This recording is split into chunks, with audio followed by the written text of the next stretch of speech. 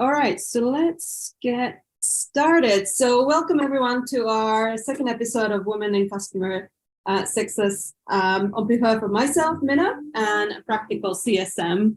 So we're very excited to be continuing with our series of, as we do this every month, I'll be hosting a new guest speaker, and together we will be picking at various hot topics in customer success.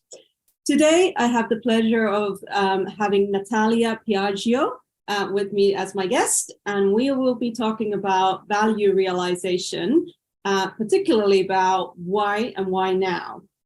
So just a quick kind of notes on housekeeping for this session. First of all, as usual, it will be recorded and shared on the webinar site. Thank you for everyone who's already contributing the chat. If you have any questions, please feel free to share those there, and we'll be taking the questions at the end of the session.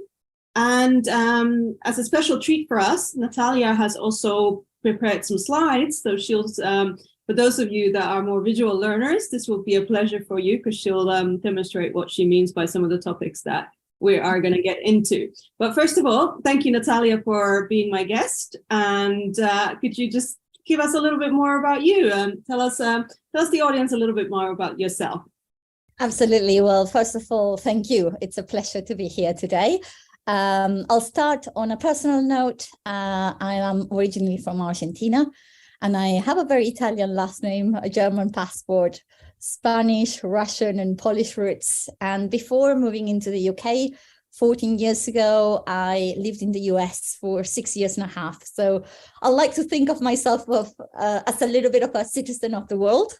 But from a professional point of view, perhaps most interestingly for the audience, I have 22 years working in service level organizations, out of which over 13 of these have been in customer success roles, working with all the way from startups to multi-billion-dollar companies.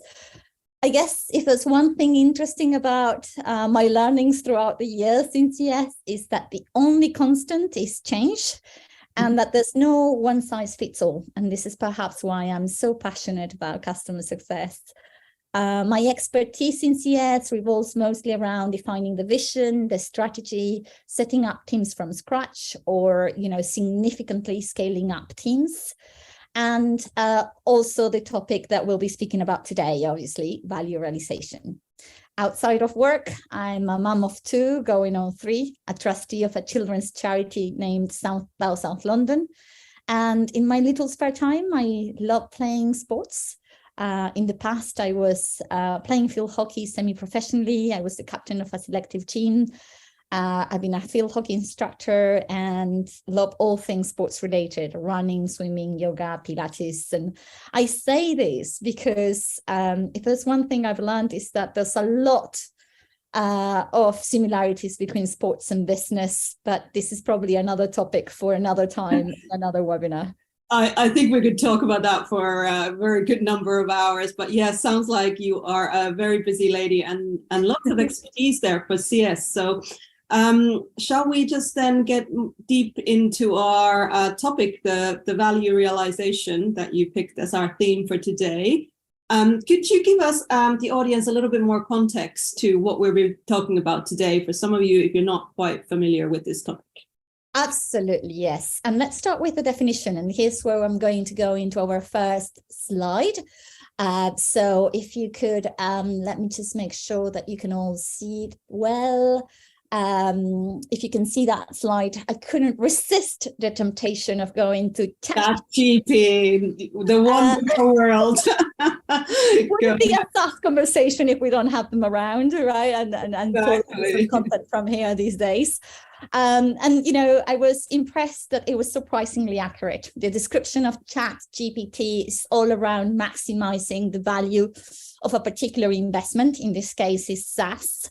And, it can take different forms. Now, I'm not going to read this whole definition, of course, but, the key points around, increasing revenue, reducing cost, improving operational efficiency, enhancing customer satisfaction, and obviously increasing shareholder value are the main key areas where we need to look at when we're thinking of value realization.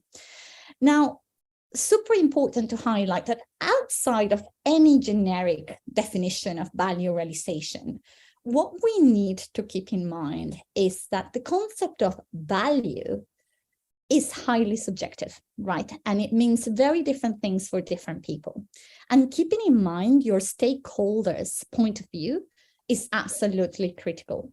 So when we're thinking of value realization, it's super important that we think about, working and collaborating with your clients on a success plan and having a true definition of what value means to them. By this, of course, I don't mean go in with a white canvas, right? We should all know our industry, we should know your products, and you should have a very clear set of hypotheses of what that success criteria can look like. But what I would say is, based on my experience, this can span all the way from very soft metrics, like, I had a client once telling me, winning the hearts and minds of my team, to an objective that is highly measurable, such as, this is a number of full-time employees I would like to reduce, right? So super important to keep this in mind. Yeah, I love the fact that you kind of, do the range of what kind of values there are. There's a lot of ROI values there that I'm sure that we're all looking at when we are in our SaaS organizations and trying to prove why you need us. Well, let's get more into detail with CS. So if that's the definition overall, why would you say value realization is important for customer success? If we drill down a little bit more on that. Yeah, absolutely. So I would say retention today is the number one metric that CS needs to keep as their main KPI. And for those in the audience that are not still living and reading this, I wouldn't be surprised if it's not soon to be. It will be, especially in the recent environment that we're living today. So because of this, delivering demonstrable ROI is absolutely critical. And it's critical for long-term retention, for advocacy, and for expansion. Retention and value realization should go hand in hand, and this is the core CES activity that we should be all over. When we think about how typically the dynamics work, we have our sales team, making a bold promise, and it's on us to help materialize that promise. And what happens when we do this is we generate this lovely virtuous circle where sales goes in and, makes a promise, and we go back and help materialize that promise and feed back to sales to help on value-based selling. So it's a really lovely virtuous circle that we are creating when we do this. Interesting point you made there. If you're not focused on retention yet, you really should be. So I guess that goes back to our initial question, why now, in terms of value realization? Yeah, why now? Why now? So I guess it's no news to anyone at this point. Sadly, we are at a time of crisis, right? We're hearing it on a daily basis on the news. We have, sadly, still the war in Ukraine. We have inflation. We have, the effects of Brexit, layoffs, strikes, and in the tech world, the collapse of, Silicon Valley Bank. I was actually just reading an article on The Economist, and, huge concerns around this to become, the next financial crisis. So it's still yet to be seen if we hit the bottom of things. Right. So all of these big signs of economic instability, this challenging economic outlook, are driving a growing need for defensible ROI that is supporting ongoing technology investment. Now, what I'd like to do is share with you another set of slides with a bit of context on some secondary research that I've done that I thought was really interesting. So let me start with this, right? First of all, hopefully you can see my slide. We can, it's nice value. Yeah, so what we see is, according to IDC, heightened scrutiny. So 77% of organizations are undertaking more rigorous ROI than they did 3 years ago. The other thing we see is that 90% of business-to-business decision makers are maintaining the status quo if they feel that they're not able to confidently quantify disruptive benefits. And then according to Accenture, what we're seeing is, CFOs being more responsible for technology investments, and an increase of over 60%, of nearly 60% since 2015. So all of these statistics are really proving, the importance, not just of the macroeconomic environment, but specifically to SaaS, how important this is. Also, if we think about it, what's interesting when we think about the pre-sales engagement, so before CES gets involved, according to Gartner, the first vendor to succeed in communicating value wins 74% of the time, right? So this is not just important post-sales, but also pre-sales. Well, I think that really also measures then back to the conversation you mentioned earlier, is to deliver on that value and the succinct communication from sales into CS on what the value is being promised. So, we would love to obviously think that is completely seamless, always happens really, really great. But I guess there are challenges around that. So what are things that you've experienced beforehand? What are some of the things that you might want to say are like the key challenges with value realization? Yes, sadly, we live in an imperfect world, and it's always easier said than done. And yeah, I'd love to share my experience firsthand, right? So I would say there's in general 3 types of challenges. And again, I'm going to jump on to share a few slides with you on this to just illustrate some examples here.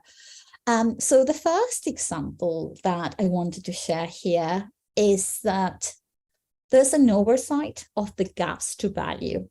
What do I mean by this? When we think of value, we can think of 3 definitions of value: potential, probable, and realized, right? And we often forget about this.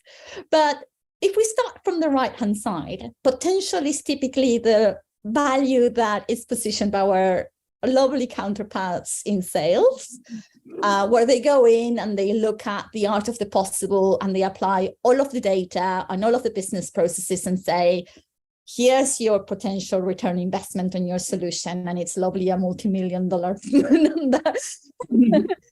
Very impressive, right? And that's great. But what we need to remember is that between that potential, there's a probable, and that probable is based on the expected capabilities and plans, right? And then from there, there's the realized value, which is based on actually the current capabilities and what you manage to execute. So what we see is between these 3 definitions is 2 really key gaps: the vision gap and the performance gap, right? So really, really important to keep these in mind. Yeah. Now, the other thing that I would say is that another challenge that we often see is what we call the information paradox. And here what we see is clients often saying and stating that they have an information overload, but yet, on the other hand, they have strategic knowledge gaps and they're struggling to prove the business case, specifically when it comes to AI. And there's a great article on Gartner about this. If we double click on the information overload, I love to see this graph and think about, okay, on the x-axis, you have the volume of information. And in the y-axis, you have the value derived from that additional information. And in this bell curve, what you can see is a clear inflection point, where to the right of it, you have information overload, and you have a law of diminishing returns, where by providing more information, all you create is more noise. The problem with this is that as a result of this, the typical human coping strategies when facing so much information is bias, belief in perseverance, and status quo. You definitely don't want to go there. So being concise in the information you provide is absolutely key, right? So finding that right middle point of not too much, not too little, and hitting the point where you eliminate the uncertainty of the information, right? Absolutely, Minna. And I think, the only way to know is by being an active listener and keep checking on your clients, right? And your prospects, because the only way to know is by having a two-way communication. And I'll be honest, I am still seeing a lot of sales presentations of over 100 slides. Wow. Yeah? So technology can get too complex, and you may want to have that background, but you really need to know what are the key points I need to hit on, right?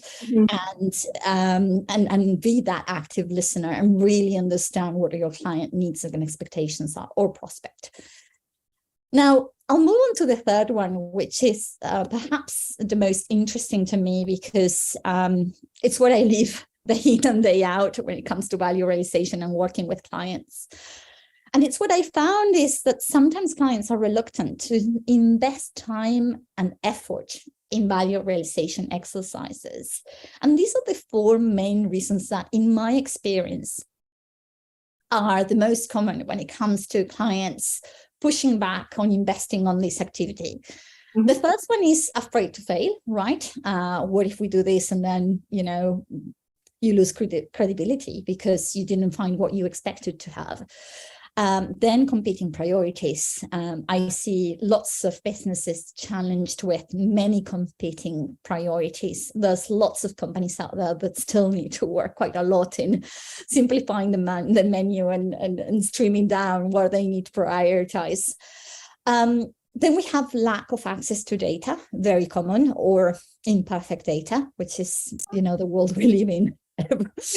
All over. And last but not least, lack of sponsorship. So these are the four main reasons why sometimes clients won't engage in such projects and this activity. I find that really interesting. So let's just summarize that for the audience again. So that was the oversights and gaps, realized versus potential or shown ones, the information overload paradox and finding that right curve. And then this idea that, it takes effort from clients as well to realize that value, and they need to put some effort and time on it. And often we know everyone has competing priorities, right? Yeah. Super, super interesting. What do you think then, in your time, you found some of the best approaches to address these challenges? Yeah, let's go one by one. And for this, I have another slide. So let's move on to this. When it comes to oversight to gaps to value, the main and most important thing is managing expectations with clients from very early on, right? So as soon as the sales to services handover happens, have a conversation on their expectations to value and be very, very clear on what's the potential realized value. So again, thinking back on their current resources and capabilities and how you're going to go around execution. So absolutely critical to have that open, honest, and transparent conversation with clients to start with, and make them aware of these gaps, right? That, what we shared initially, nice and shiny, we need to bring it back. It's not impossible to get there, but we'll do that in stages. Right, the timeline for that. Yeah. So the second one on information paradox is mostly around having that strong alignment and a true two-way conversation with clients, around their needs, their expectations, and think of always, less is more. You can always go back and check, did you have enough information? Did you get what you needed? no client, because of respect, will tell you, oh, please don't go on with this conversation. This is not what we need. So you need to be checking on this and look at the agenda that you have with your clients in the conversation and make sure that you're always, really hitting the nail on the head in terms of their needs and expectations. Right. And then last, so I'm going. And your third point then is the how to get them engaged and compete against their time, right? Yeah, which is the most interesting to me, obviously. Yes. So first of all, I would say there's a number of things that you can do here, right? Low-hanging fruit is connect them to other clients that have gone through this exercise.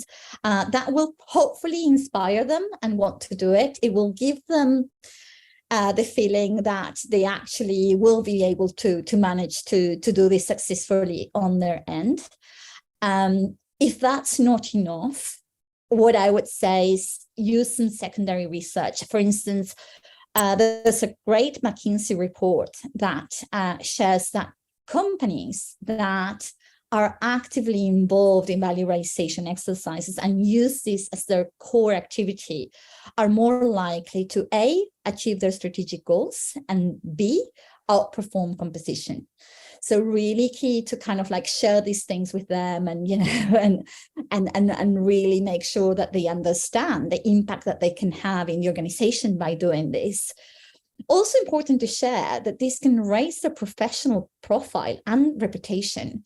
Interestingly, with those clients that I have worked with on this closely, many of them managed to get promoted. It's a great way to really elevate your profile and, get to talk to the boardroom, get to talk to, higher level execs when you're coming in with really, hard pounds and dollars and demonstrating value of the solutions that, you're working with. And the other one I would say for all, CS leaders and CSMs out there is there's a great podcast by the salesman named How to Build a Business Case That's Impossible to Say No To. And it's a 40-minute podcast that, gives you lots of tips and tricks on how to approach this. They have a little nice formula that's very visual and a great way to approach and engage with clients.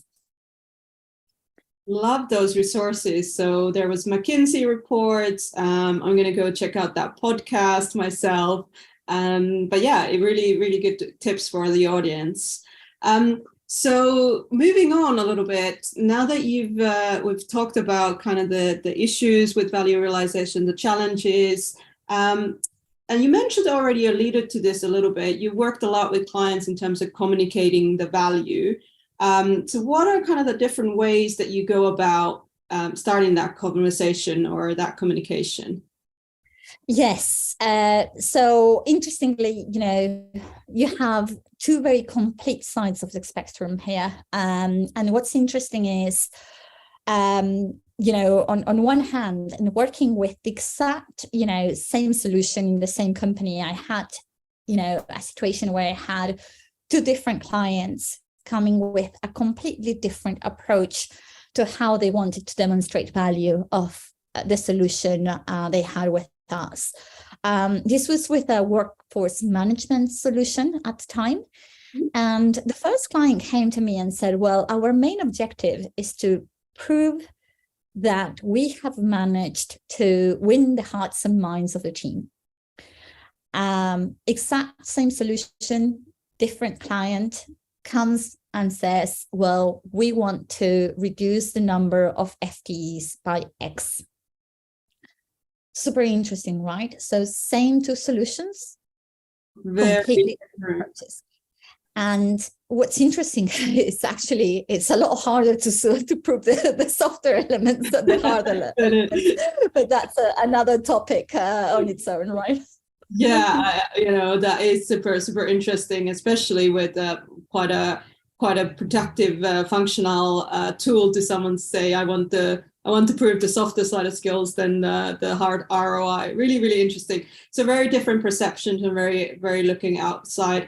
I guess there's also a third element to that difference in views. It can be based on different levels of people in the organization and what they're expecting, right? Yeah, absolutely. Yes. So yeah, you have a very different ways of thinking of, value realization and perception. So you can go all the way from insights to stories to then, results and outcomes. And, again, I'm going to share at least one slide on this to illustrate here a little bit more.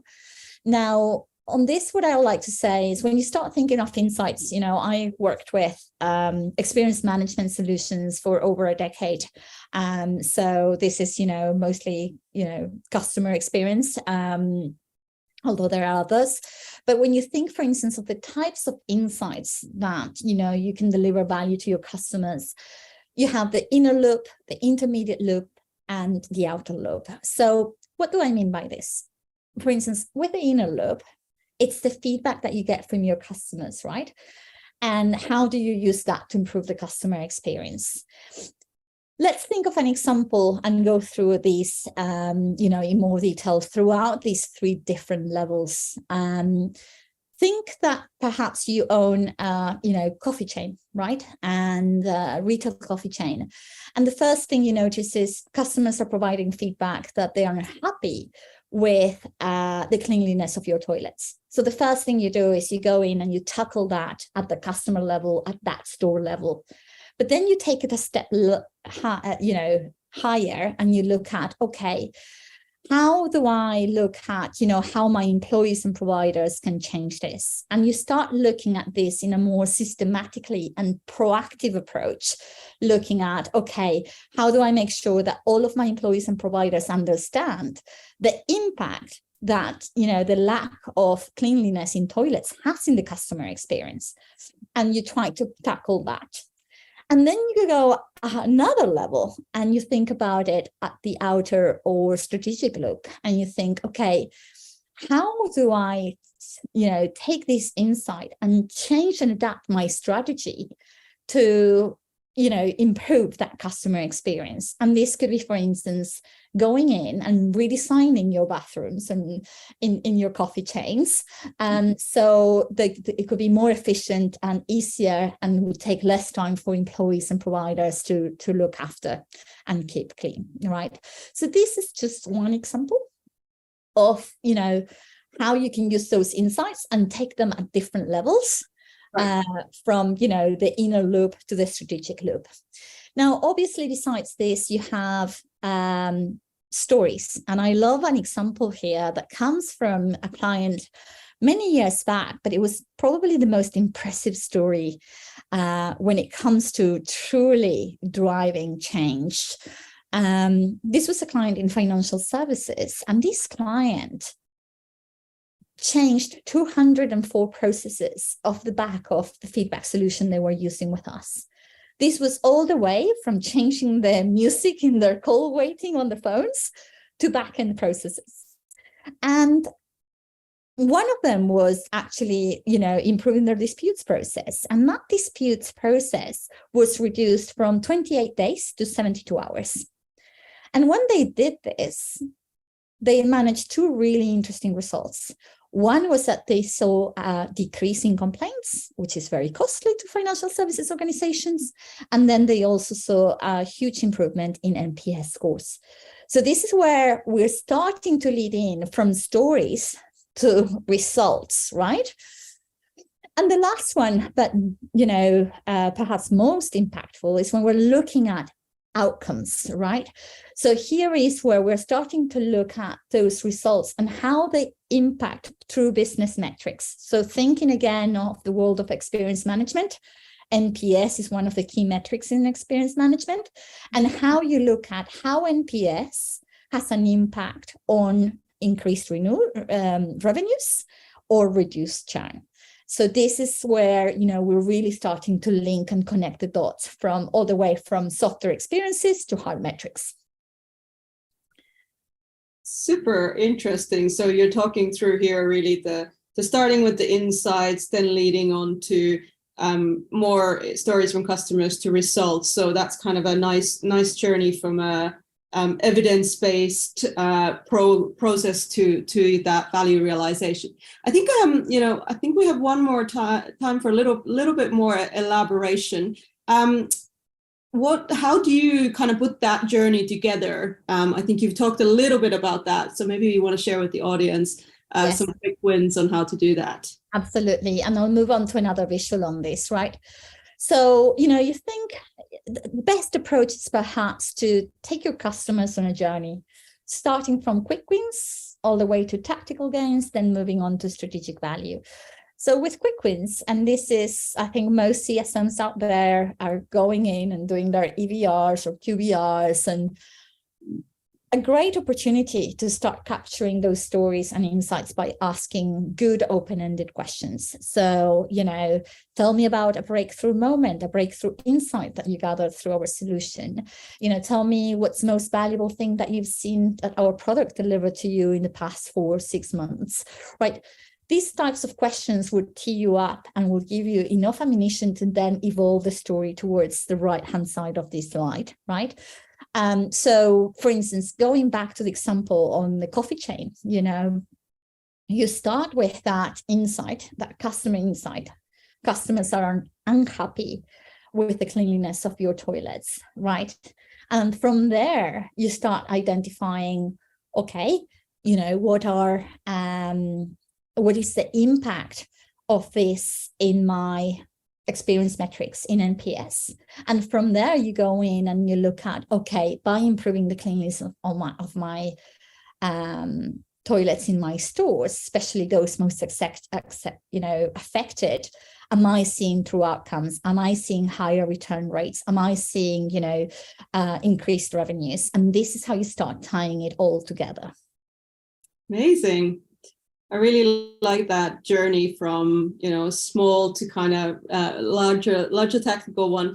Well, while I'm going to ask Natalia the last question, if the audience has any questions, go ahead and put them in the chat. But obviously, we've gone through quite a variety of topics so far. You've shared a lot of interesting information. What would you like the audience to remember from this session? Well, first of all, value realization is perhaps the single most important activity that CS can engage on today, right? Hopefully, I managed to convince you by my sharing a little bit of my own experience plus some, secondary research out there. But as I mentioned, and we must be, realistic. It's not easy. There are challenges along the road, and there are some really practical ways to crack this and some key considerations. So as I mentioned, first of all, think about how you can take clients on a journey, right? And start with the low-hanging fruit. Keep in mind that when you're going and looking into the second side, part of the slide where we're looking at more, hardcore results, you need to have a good relationship with your clients, a good working relationship. And ideally, because most of these projects would require, showing a before and after and an evolution, and you will need to do a longitudinal analysis. You want to work with clients that have been with you for 3 to 5 years, so you can compile enough data. Right. I would say also, keep in mind that it is a time-consuming activity, and that the type of, the way that you go and approach value realization will very much depend on the resources that you have in your team. So, I shared earlier, I worked all the way from startups to multi-billion-dollar companies. So the amount of resources that you count with is completely different. In some cases, all I had to work with was a spreadsheet. In other cases, I had a data science team, a value realization team, a BX tool, and the difference is, how much impact you can do and how you go about it. If you only count with a manual process, you might be able to only pull out, 3 value realization stories a year. if you have, all of these setup of, a lovely organization behind it, then you can bring hundreds of stories a year, right? So the results would be very, very different. Keep in mind also that it's super important to engage with the right level of seniority and have the right level of sponsorship. I cannot emphasize enough, this is not a one-team effort. You need to bring in your data team, you really need to bring in a whole army to do this properly. So if you don't have the right sponsorship, you're going to fail. And last but not least, I would say not all paths lead to Rome. Not always the result would be great. So think about this as a project where you need a very robust pipeline and plan ahead. So what I would say is, if you want at the end of the day to get 3 value realization stories at the end of the year, start working, target 20. You'll work with 10. And hopefully by the end of the year, you'll have 3 very successful value realization stories. But you really need to think about this in pipeline efforts and be ready to, be open to failing. Not always you'll have the results you expect to get. Yeah, and it sounds like you need to be open to filtering them down based on some of the successes that you're also going to have with them. Perfect. All right, so let's take a quick question from the audience. So we've got a question called, when sales oversells the product just into prospect, and then the expectations is setting in the CSM bucket, post this experience is already hampered. We probably agree with that. I am looking to understand if this is the case where it's something we can start and get into value realization. What would you do in this case? Yeah. Absolutely. And, I think this is sadly bread and butter, right? We do see this time and time again. Some companies are realizing about the pains of this earlier on and being a bit more careful with the promises. Mm-hmm. But this is when, in the kickoff and in the handover, there has been an overpromise. You can pull out that slide where it says, this is the potential ROI, right? This is what, in an ideal world you could be looking at. But let's bring it down and let's work around this in a milestone. What can we achieve in the short and medium term, and think about, okay, what are the capabilities, the resources, what are you going to execute right away, and what are those quick wins? So you're basically turning around the conversation. You don't want to go and say sales oversold, obviously you're not going to do that, but you're going to position it in a way that you're going to say, okay, let's start, on the path to get there and start with what we can realize now. Perfect. Okay, I think we have time for one more question. Does Natalia use Six Sigma practices to help to calculate and deliver her value realization engagements? No. So, the process is mostly, and as I said, right, it very much depends, it's on my experience on the resources we have. From a very simplistic point of view, in some cases, it's been really, working off literally a spreadsheet with assumptions with the client and validating those assumptions. And typically where we start is first we look at, some of the typical industry results. So instead of going with a white canvas, we start with some hypothesis. This is what we think, your numbers should look like. Gathering some information, depending on the solution, it will vary.